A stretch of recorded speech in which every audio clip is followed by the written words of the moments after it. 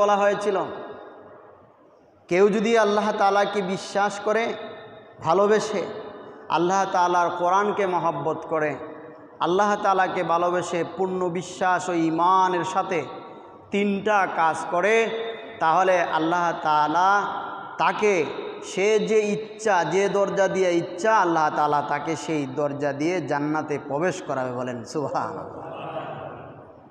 আমার প্রাণের বন্ধুগণ, আল্লাহ নবীর সাহাবী হযরত জাবের ইবনে আব্দুল্লাহ রাদিয়াল্লাহু তাআলা আনহু বর্ণনা করেন, আল্লাহর নবী সাল্লাল্লাহু আলাইহি সাল্লাম ইরশাদ করেছেন, আল্লাহর কোনো বান্দা অথবা বান্দি যদি আল্লাহ তাআলার উপর পূর্ণ বিশ্বাস নিয়ে তিন কাজ করতে পারে, আল্লাহ তাআলা তাকে তার যেই দরজা দিয়ে ইচ্ছা সেই দরজা দিয়ে মহান মালিক তাকে জান্নাতে প্রবেশ করাবে।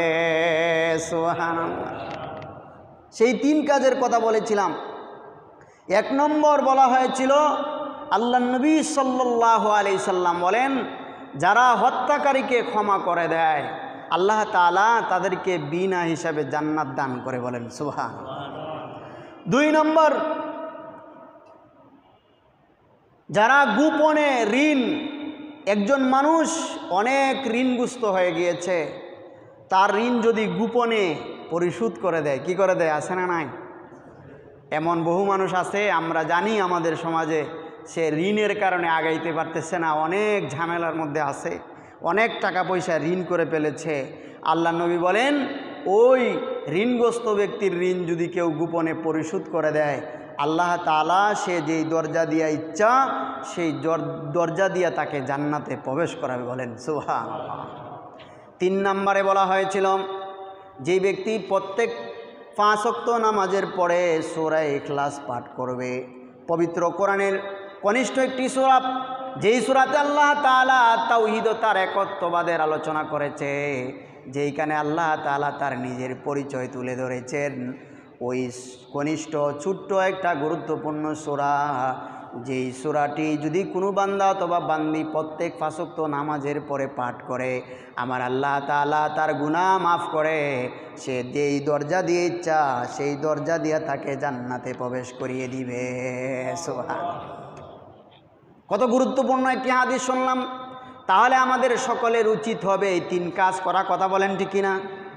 কোনো মানুষ নিজে থেকে কাউকে হত্যা করে না, যে কোনো ঝামেলার কারণে যদিও কোনো হত্যাকাণ্ড ঘটে যায়, কোনো ঝামেলা হয়ে যায়, তাহলে আমাদের সকলের দায়িত্ব হলো এই ঝামেলা মিটাইয়া দেওয়া। কথা বলেন ঠিক কিনা?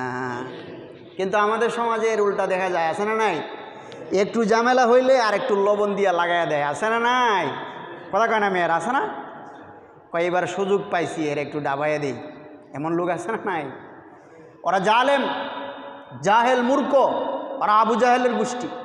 এই জন্য আল্লাহ রাসূল বলছেন, যারা ঝামেলা মিটাবে, সমাজের দ্বন্দ্ব মিটিয়ে দিবে, আল্লাহ তাআলা তাদেরকে মাফ করে দিবে। কথা বলেন ঠিক কিনা? এই জন্য আমরা কি ঝামেলা লাগাবো না মিটাবো? মিটাতে হবে। এবং কোনো মানুষ যদি ঋণগ্রস্ত হয়ে যায়, তাদের ঋণ পরিশোধ করে দিবেন, এটাই হবে বড় আমল। এবং বেশি বেশি সূরা ইখলাসের আমল করবেন, যদি করতে পারেন মাফ করে দিবে কে? আওয়াজ নাই, আরো জোরে কে? তাহলে সূরাতুল ইখলাসের আমল করার দরকার আছে না নাই? শুধু কি সূরা ইখলাসের আমল করবেন না, গোটা কোরআনের আমল করতে হবে। পুরো কোরআনকে সহি শুদ্ধ করে শিখতে হবে। আর কোরআনের সাথে যারা সম্পর্ক করবে, মাফ করে দিবে কে? কথা বলে না কে?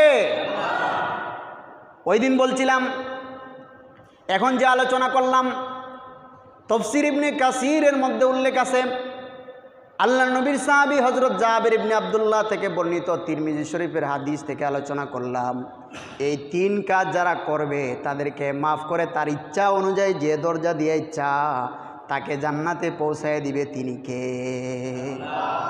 আল্লাহ। তাইলে আমাদের আমল করা দরকার আছে না নাই?